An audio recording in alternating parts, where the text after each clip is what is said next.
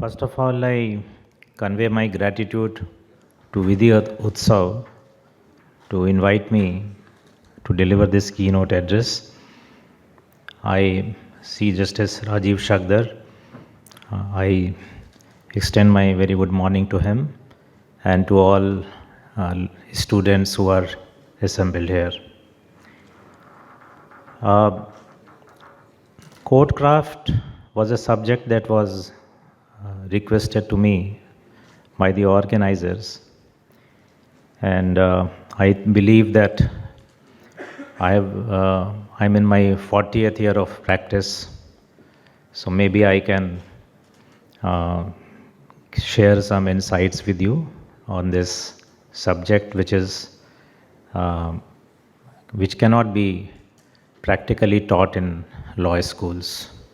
It is something which is to be acquired by being in the court, in the physical space or the mental space. Then only this courtcraft can be acquired as a skill. So I have prepared a note for it, and I have given it a title, Rainbow of Courtcraft. A rainbow radiates 7 colors, so does the courtcraft. So the 7 colors which are there in the courtcraft according to me, and this is not exhaustive, there may be many more facets. First is, don't miss forest for the trees. Preparation with understanding of larger perspective of the problem. 2. Rome was not built in a day. Patience to listen to the judge and to the opponent. 3. Silence is golden. Art of knowing what not to speak and when not to speak. 4. If gold starts rusting, what will iron do? Practice the highest degree of courtroom etiquette, if not for anything else, for your own branding. Advocacy is not a rat race, because even if you win the race, you remain a rat. Shun the tendency to have the last word. 6. Keep it simple like haiku. Demystify and decode the complex propositions. 7.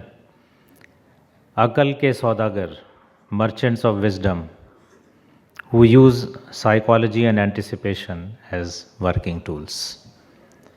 So I begin with a quote, and that's the only quote I am going to use. The quote is that of Thomas Grant QC. Like conversation or theater, the essence of advocacy is the impression it makes at the moment it is given voice to the immediate audience to whom it is made. The words itself and the meaning it is intended to convey is only half the efforts. Put fine in words in the mouth of a poor advocate, and those words can die on the tongue, whereas the great advocate can conjure magic out of the proverbial laundry list. So this quote is very reflective.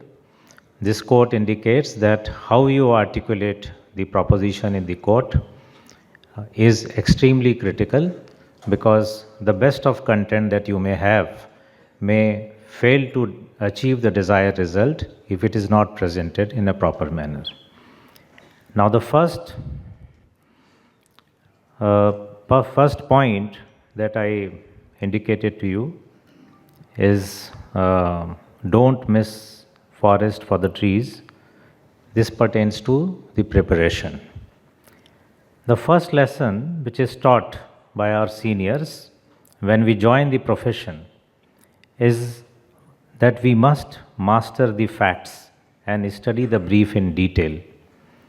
The lesson is important because if we read the file carefully, we would succeed in filtering out the trivial details, secondary arguments, which may be needed only in the backup plan and in the set process, the main focal points which need to be addressed as the principal submissions can be identified.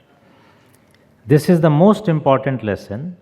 However, in the initial stages, most of the junior lawyers, for want of experience, carry out the drill of reading the file, clouded with either the client's perception or their own perception, and miss the focal point. As a result, even after reading the whole file, the desired objective is not achieved. The trivial details are perceived as important, while the central issue, which needs to be identified, is missed. It is a situation akin to missing the forests for the trees. Oftentimes, one may forget that a legal problem may be multidimensional, having several facets to it, and such as social, political, emotional, financial, as well as practical aspects. Therefore, it is important to look into any case from every possible angle. Now, I give an example.